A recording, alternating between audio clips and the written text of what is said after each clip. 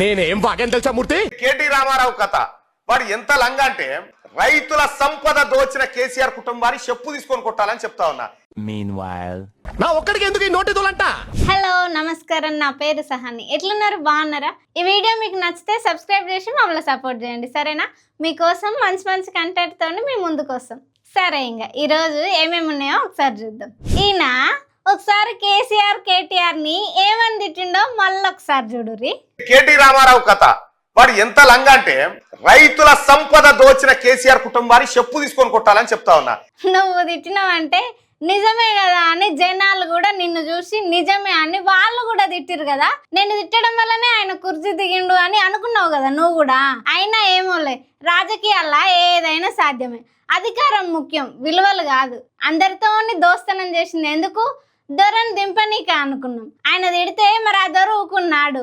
Office మీద దాడి చేసి ఇంకా రాత్రికి రాత్రి జైలుకు పంపిండు. అప్పుడు వాళ్ళ భార్య గట్టిగా పోరాటం కూడా చేసింది కదా. ఇదేంది, మాట్లాడే స్వేచ్ఛ లేదా, మరి ఇంత అన్యాయమా ఏందబ్బా అని తెలంగాణ ప్రజలు కూడా బాగానే సపోర్ట్ చేసిరు. 14 days వరకు జైలుకి రిమాండ్ రాసేసినాడు. ఏం అన్యాయం చేసినాడు, ఏం తప్పు చేసిండని మల్లన్న గారిని 14 days రిమాండ్ రాయవలసిన అవసరం ఏమొచ్చింది? ఈ దాని గురించి అందరూ ప్రజలు ఖండించాలి, తీవ్రంగా ఖండించాలి, అందరు తిరగబడాలి.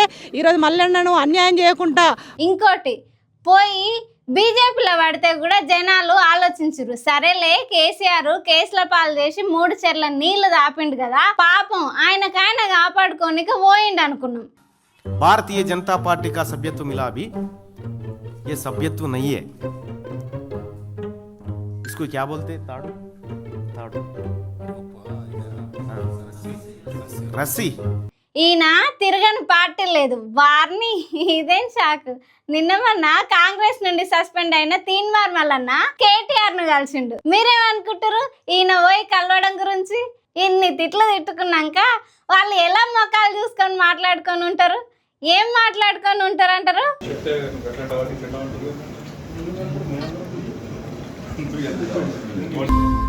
ఫైనల్ గా మీరు మల్లన్న బీసీ రిజర్వేషన్ బిల్లు గురించి ప్రభుత్వాన్ని అసెంబ్లీలో నిలదీయాలని అడుగుతుండు కేటీఆర్ ని, హరీష్ రావుని. పాపం ఈయన పక్కనున్న ఒట్టజానయ్య బీఆర్ఎస్ పార్టీలా జగదీష్ రెడ్డి మీద గట్టిగా పోరాటం చేసి బయటకు వచ్చి బీఎస్పీలో జాయిన్ అయ్యిండు. అలా ఆర్ఎస్పీ సారు బయట పడంగానే తీన్మార్ మల్లన్న తోటి దోస్తనం చేసిండు నమ్మి, బీసీల వాటా కావాలని. పాపం ఇప్పుడు ఈయన కూడా పోయి మళ్ళా బీఆర్ఎస్ వాళ్ళతోనే కలిసే పరిస్థితి వచ్చింది. అది సరే కానీ మల్లన్న ఓన్లీ బీసీ రిజర్వేషన్ల గురించి మాత్రమే మాట్లాడనీకి పోయిండా, లేదంటే చిన్నగా తొందరలో బీఆర్ఎస్ లో కూడా కలవచ్చు అంటారా? అంటే ఈయన తిరగని పార్టీ ఇది ఒక్కటే కదా. చూద్దాం ఏం జరుగుతుందో. మీరేమంటారు వీళ్ళిద్దరు కలిసి మాట్లాడుకోవడం గురించి? కొన్ని రోజుల నుండి బెట్టింగ్ యాప్లను ప్రమోట్ చేసేటోళ్ళ మీద సజ్జనార్ సారు ఎముడు లెక్క తయారైండు కదా. ఎక్స్ అకౌంట్ లో ఒకటే పోస్టులు పెడుతుండు. ఒక పక్క బెట్టింగ్ ఆడుర్రి, గెలువుర్రి, లక్షలు సంపాదించుర్రి అని చెప్పే సెలబ్రిటీల మీద గరం ఎక్కుతుండు. ఇంకో పక్క బెట్టింగ్ యాప్ల వల్ల మోసపోవద్దని అవగాహన కల్పిస్తుండు. #say no to betting apps అని పెద్ద ఉద్యమమే చేస్తుండు ట్విట్టర్ లా. ఇక ఇంకేం, సార్ చేయబట్టే, సార్ చేసే మంచి పనిని చాలా మంది సపోర్ట్ చేయబట్టే బెట్టింగ్ యాప్ ప్రమోట్ చేసేటోళ్ళ మీద పోలీస్ కేసులు కూడా అవుతున్నాయి. ఇంతకుముందు చేసిన వాళ్ళు తప్పైంది, ఇప్పటి నుండి చేయమని కూడా చెప్తురు. నిజమే కదా మరి. మస్తు మంది బెట్టింగ్ యాప్ల పడి పానాలు తీసుకుంటుండ్రు. ఇంటోళ్ళని ఎంత గోస పెడుతురు. ఒక లెక్క ప్రకారం పోయిన సంవత్సరం మన తెలంగాణలో 1000 మంది పానాలు పోయినాయి ఈ బెట్టింగ్ యాప్ల వల్ల. ఇగో ఈ వీడియో చూసిన మీకు కూడా చెప్తున్నా, ఈ బెట్టింగ్ యాప్ల జోలికి పోకుర్రి. ఇంతకు ముందు కనుక ఆడుంటే అవన్నీ ఎమ్మటే డిలీట్ చేయర్రి. మంచిగా ఉండండి, మీ వాళ్ళని కూడా బాగా చూసుకోర్రి, సరేనా? శ్రీశైలం మల్లన్న స్వామి దగ్గరకు పోయే భక్తులు జర జాగ్రత్త. లైన్లో నిలబడి టికెట్ ఏం తీసుకుంటానులే అని నకిలీ వెబ్సైట్లను నమ్మి పోకుర్రి. ఆన్లైన్లా కేటుగాళ్ళు అలా కూడా జరబడ్డారు. అధికారిక వెబ్సైట్లు కరెక్ట్ మీకు తెలిస్తేనే బుక్ చేసుకొని పోర్రి. ఈ ఆన్లైన్లా దొంగలు సేమ్ అట్లనే శ్రీశైల దేవస్థానం అని పేర్లు పెట్టుకొని భక్తులను బురిడి కొట్టిస్తారు. చాలా మంది అలా రూమ్లు, టికెట్లు బుక్ చేసుకొని పోయి మోసపోయారు. హైదరాబాద్ సత్యనారాయణ అనే మనిషి కూడా ప్రైవేట్ వెబ్సైట్లా రూమ్ బుక్ చేసుకొని పోయి రూమ్ ఏమని అడిగితే అలా బుకింగ్ కాపీ చూపి అని అంటే పాపం తెల్ల ముఖం వేసుకొని నిలబడ్డాడంట. అట్లా చాలా మంది మోసపోతుర్రు. అధికారులు స్పందించిర్రు. అధికారిక వెబ్సైట్లు మాత్రమే వాడురని దేవస్థానం ఫోన్ నెంబర్ కూడా ఉన్నాయి, కన్ఫర్మ్ చేసుకొని పోరు. సరేనా? అదృష్టం ఎప్పుడు ఎవరి దగ్గర ఉంటుందో అర్థం కాదు కదా.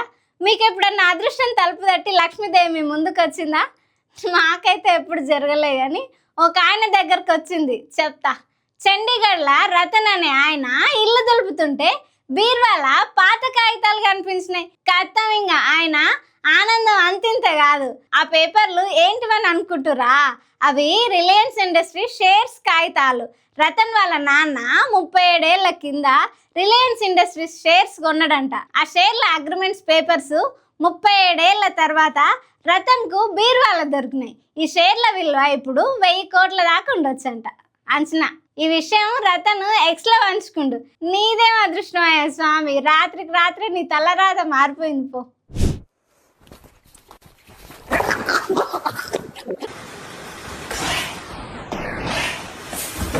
ఈ వీడియో చూసిన మీకు కూడా ఓ 4 దెబ్బలు తగిలినా పర్లేదు, రోజులు బాగాలేవు కదా. మీ ఆడపిల్లలను కూడా ఇట్లాంటి ఫైట్లు నేర్పిర్రి.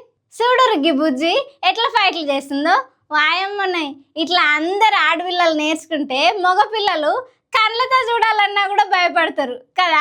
ఇంకా ఆడపిల్లల మీద దాడులు కూడా జరగవు. చట్టాలకైతే భయపడతలేరు, కానీ ఆడవాళ్ళు ఇట్లా ఫైట్లు చేస్తే ఖచ్చితంగా మీ దగ్గరికి ఎవ్వరు రారు. నాకు కూడా ఈ బుజ్జి లెక్క కరాటే నేర్చుకోవాలనిపిస్తుంది ఈ వీడియో చూసినాక.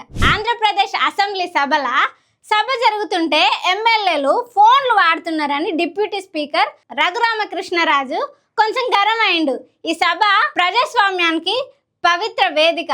ఈడ గౌరవాన్ని అన్ని సందర్భాలలో కాపాడాల్సిన బాధ్యత మీ అందరి మీద ఉంది. ఇప్పుడు విజ్ఞప్తి చేసిన అంత అర్జెంట్ ఉంటే బయటికి పోయి మాట్లాడాలి, ప్రతిసారి ఇట్లా విజ్ఞప్తి చేయనని గరమైండు. కొందరు గౌరవ సభ్యులు మొబైల్ ఫోన్లో మాట్లాడేస్తున్నారు డైరెక్ట్గా. ఇక్కడ మరీ ఎమర్జెన్సీ ఏదన్నా ఉంటే కొంచెం బయటికి వెళ్ళి మాట్లాడుకోమని చెప్పి విజ్ఞప్తి. 1-2 సార్లు విజ్ఞప్తులు ఉంటాయి. మంచిగా చెప్పినావు స్పీకర్ సార్. లేకపోతే ఏంది మరి, మీరేం మాట్లాడతారా అని జనాలు ఫోన్లు టీవీలు పెట్టుకొని మిమ్మల్ని చూస్తుంటే మీరేమో ఫోన్ మాట్లాడతారా అలా కూర్చొని. ఇంకోసారి సభలో ఫోన్లు మాట్లాడితే యాక్షన్ గట్టిగా తీసుకోరు సార్. ఎక్కడన్నా తెలివైన ఊరికి పోవాలంటే అప్పట్లో ఎట్లా పోయేటోళ్ళు, ఎట్లా పోవాలా అని ముందే ఓ 2-3 సలహా తీసుకొని మళ్ళా ఏమన్నా తప్పు పోతున్నావా అని తవ్వన అడుక్కుంటా అందరినీ పోయేటోళ్ళు కదా. కానీ ఇప్పుడు ఫోన్ ఓపెన్ చేసి గూగుల్ మ్యాప్ పెట్టుకోవాలి, కథం ఇక అడ్రస్ కోతాం. అట్లా కరెక్ట్ అడ్రస్ కోతే పర్వాలేదు, కానీ ఆ రూటు ఏడుకు పోతుందని వెనక ముందా కూడా చూసుకోవాలి. ఓ మేధావి కార్ను పొలానికి పట్టుకుపోయిండు. వారిని ఆయన ఏం డ్రైవర్ అయ్యిండు నాకు అర్థం కాలే.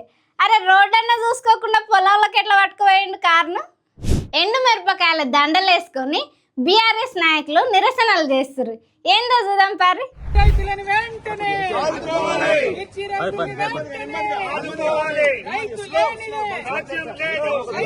మిర్చి పంట తెలంగాణ రాష్ట్రంలో గత సీజన్ల 4 లక్షల ఎకరాలు సాగు చేస్తే ఈ సీజన్ల ధరలు తక్కువ కావడం వల్ల 2.5 లక్షల వరకే సాగు చేసిరంట భూములు. కాబట్టి మిర్చికి 25,000 మద్దతు ధర ఇచ్చి ప్రభుత్వం కొనాలని డిమాండ్ చేస్తారు. అట్లనే మిర్చి పంటను వేరే దేశాలకు కూడా ఎగుమతి చేయాలని చర్యలు తీసుకోవాలని అంటారు. కేఎఫ్ పాల్ ముఖ్యమంత్రి రేవంత్ రెడ్డిని అరుచుకుంటుండే. ఎందుకు వద్దాం పారి. మార్చి 15 అమీర్పేటలో తాగనీక మంచినీళ్ళు లేవని నీళ్ళ ట్యాంక్ ముందల నిలబడి మాట్లాడుతుండు. అభివృద్ధి చేస్తామని నేను పోటీ చేయకుండా నిన్ను గెలిపిస్తే నువ్వేమో బీజేపీని గెలిపించుకుంటా రాహుల్ గాంధీకి పైసల మూటలు మోస్తున్నావని నీళ్లు రాక ట్యాంకర్ తెప్పించుకొని మాట్లాడుతుండు. నువ్వేదో మంచి చేసావంటే దోచుకొని దాచుకొని పంచిపెట్టే దాని మీద ఉంది నీ కాన్సన్ట్రేషన్ తమ్ముడు అని అంటుండు. రేవంత్ రెడ్డి తమ్ముడు కనీసం తాగటానికి మంచినీళ్ళు లేవు అమీర్పేటలో, మాకు ట్యాంకర్ని తెప్పించుకుంటున్నాం. మార్చిలోనే లేవంటే మరి ఏప్రిల్ మే జూన్లో ఎలాగుంటాయి? నేను పోటీ చేయకుండా వరంగల్లో నీకెందుకు మద్దతు ఇచ్చాను? రాష్ట్రాన్ని బాగు చేయడానికి, అప్పులు తీర్చడానికి, అభివృద్ధి చేయడానికి, మంచి చేయడానికి. మరి నువ్వేం చేస్తున్నావు? బీజేపీ వాళ్ళని గెలిపిస్తున్నావు. అలాగే రాహుల్ గాంధీకి కాంగ్రెస్ కి మూటలు మోస్తున్నావు అని అందరూ చెప్తున్నారు.